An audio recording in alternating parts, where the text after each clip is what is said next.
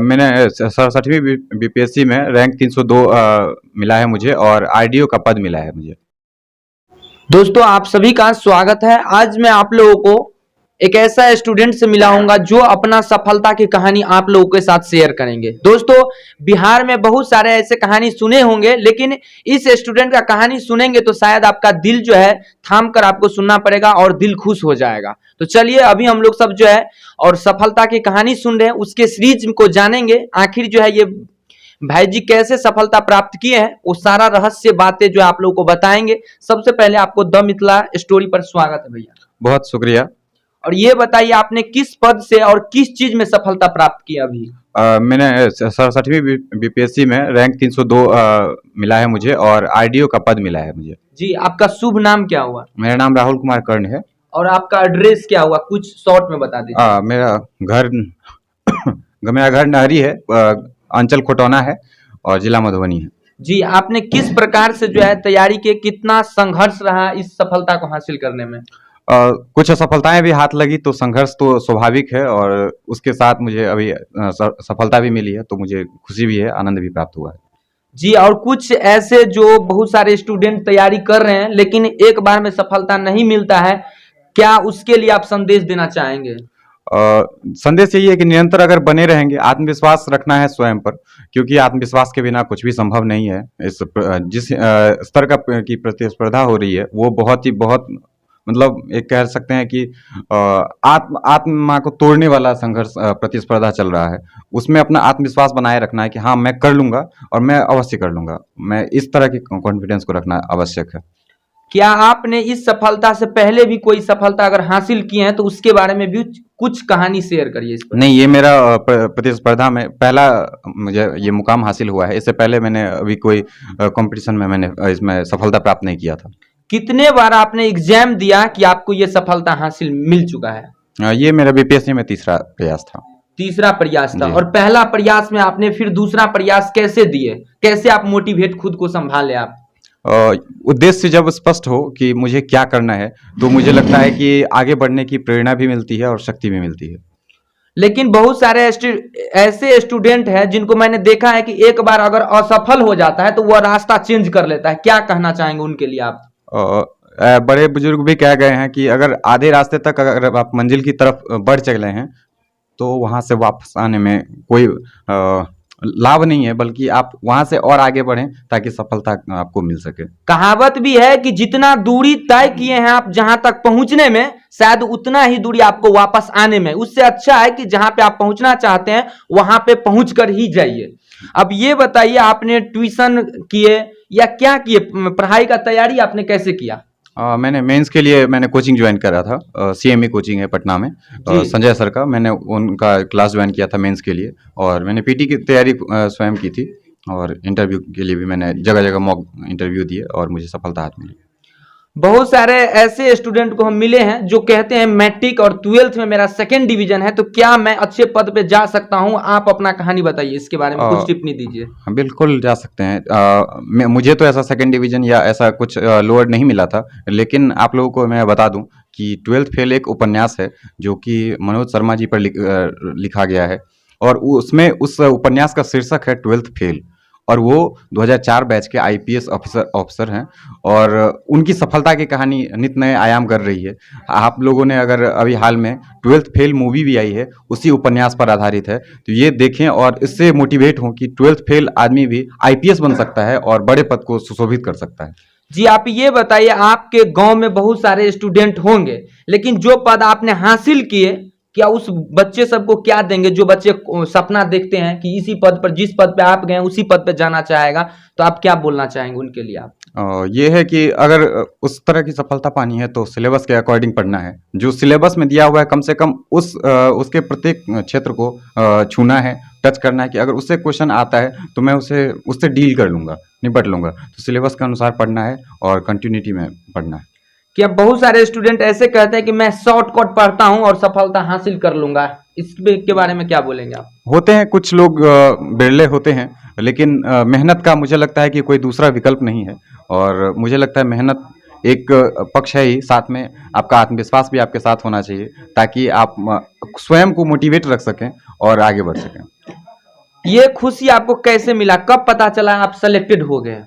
कल जब रिजल्ट आया उसी क्षण मुझे ये सूचना मिली और मेरे माता और मेरे पिता सब साथ में थे और सबने हम लोगों ने खुशियाँ बांटी। तो उस समय आप खुशी कैसे बयां किए, कुछ शब्द उसके बारे में बोलेंगे? और वो कुछ होते हैं अनुभव जिसे शब्दों में बयां नहीं किया जाता है और कुछ उसी तरह के अनुभव मेरे पास भी हैं। कुछ बहुत यूनिक है जो जैसा इससे पहले न था और शायद जो भी होगा पहली सफलता है तो ये सचमुच एक यूनिक फीलिंग है। आपने मैट्रिक और 12th का बोर्ड एग्जाम दिए होंगे, लेकिन किस पैटर्न पे दिए, सीबीएसई से दिए हैं या बिहार बोर्ड से दिए हैं? बिहार बोर्ड से ही रहा है मेरा। बहुत सारे ऐसे स्टूडेंट हैं जो कहते हैं सीबीएसई से पढ़िएगा तभी सफलता मिलेगा, इस पे क्या है, क्या राज है, सही बात क्या है? और सही बात तो अब मैं आपके सामने प्रमाण हूँ कि मैंने बिहार बोर्ड से ही पढ़ाई किया है और मैंने बीपीएससी में सफलता भी पाई है। तो इस पर मैं आगे क्या टिप्पणी करूँ, आप लोग स्वयं विवेक से निर्भर। आप ये बताइए कि आपने हिंदी मीडियम से शुरुआत से पढ़ाई की है या इंग्लिश मीडियम में? पूरा मेरी पढ़ाई हिंदी मीडियम से ही हुई। जी, और ये बताइए आप जो 12th पास करने के बाद आपने कौन सा जो है सब्जेक्ट लेकर आगे बढ़े? मेरा ग्रेजुएशन में पॉलिटिकल साइंस विषय रहा है और मेरा हालांकि वैकल्पिक विषय हिंदी साहित्य रहा है। जी, और आपके सफलता हासिल हुआ तो सारे गांव महल पूरा जिला बिहार सभी को खुशी मिला, हमें भी खुशी मिला तो आपके पास संपर्क किए। लेकिन ये बताइए बहुत ऐसे स्टूडेंट भी है जो पटना में 10 साल 5 साल समय दे रहे हैं लेकिन उसको कुछ अभी तक अचीव नहीं हुआ है, उनके लिए क्या मैसेज देना चाहेंगे?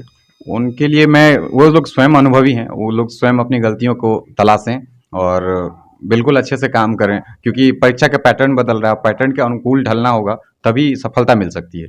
और ये बताइए आपने एनसीईआरटी को पढ़ा या अदर कोई कंपनी का बुक पढ़े हैं? नहीं, बिल्कुल एनसीईआरटी का रोल रहा है, भूमिका रही है और एनसीईआरटी का विकल्प नहीं है। आप कोई और भी पब्लिकेशन पढ़ सकते हैं। तो जैसी समझ एनसीईआरटी में ने विकसित किया है वैसी समझ किसी अन्य पुस्तकों में थोड़ी सी कम है, लेकिन सभी पुस्तक उपयोगी है। आप ये बताइए यथासंभव आप ये बता दीजिए हमको कि किस कंपनी के बुक से आपको ज्यादा क्वेश्चन लगा है कि एग्जाम में मिल सकता है? कोई एक पार्टिकुलर बुक का मैं नाम कैसे कह सकता हूँ कि एक ही बुक से अधिकतर क्वेश्चन आते हैं। ये चूंकि एक सब विषय का परीक्षा है भी नहीं, सम्मिलित विषय का परीक्षा, तो अलग अलग विषयों से अलग अलग पुस्तकों से एक ही विषय के जितने भी क्वेश्चन आए हैं, ऐसा नहीं है कि वो एक ही पुस्तक से आए हैं, वो भी अलग अलग पुस्तक से होते हैं। तो ऐसा नहीं कह सकते हैं कि एक ही पुस्तक का नाम लूँ और मैं सब वही पढ़े, तो ऐसा भी आपने किस विषय को बेसिक मानकर आगे बढ़े थे और तैयारी करना शुरू किए थे बीपीएससी का? मैंने हिंदी साहित्य मेरा ऑप्शनल था और ऑप्शनल को बेस बनाया था मैंने और उसके बाद मैंने आगे बढ़ा था। अभी फिलहाल में आप जो है आप गांव में रहिएगा या कहाँ पोस्टेड हुआ है उसके बारे में कुछ बता दीजिए। अभी रिजल्ट ही घोषित हुआ है, अभी पोस्टिंग का अभी कुछ डिटेल्स आया नहीं है, जब ये आएगा तो उसके अनुसार काम किया जाएगा।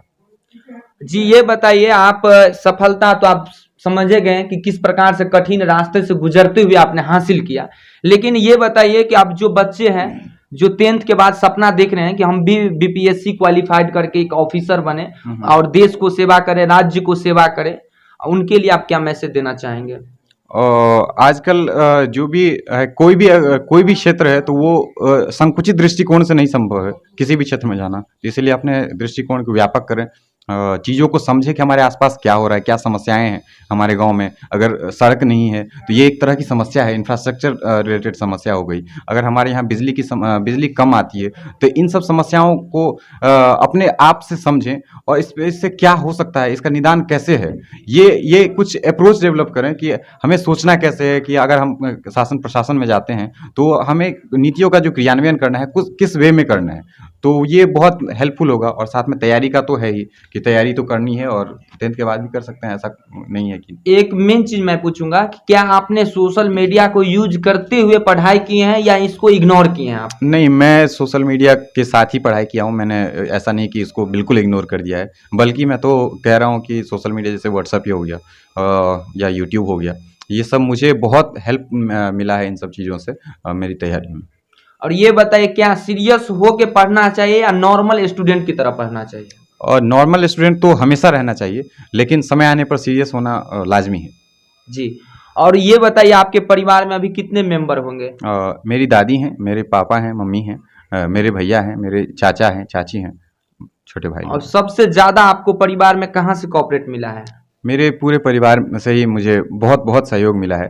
मेरे पापा हमेशा फ़ोन पे बात करते रहते हैं, और हाँ, आपको सब हो जाएगा। इस पद को हासिल किए आप, उसके लिए मोटिवेट कौन करते थे कि प्रयास करो, एक बार में नहीं हुआ तो दोबारा प्रयास करो, इसके लिए कौन आपको मोटिवेट करते? मेरे पापा भी सदैव फ़ोन पर मुझसे बात किया करते थे। मेरी माँ भी बात करती थी, मेरे भैया, मेरे चाचा सभी ऐसे बोलते थे, हाँ, कोई बात नहीं, अभी नहीं हुआ तो बिल्कुल होना निश्चित है और उसी के अनुसार हुआ भी है।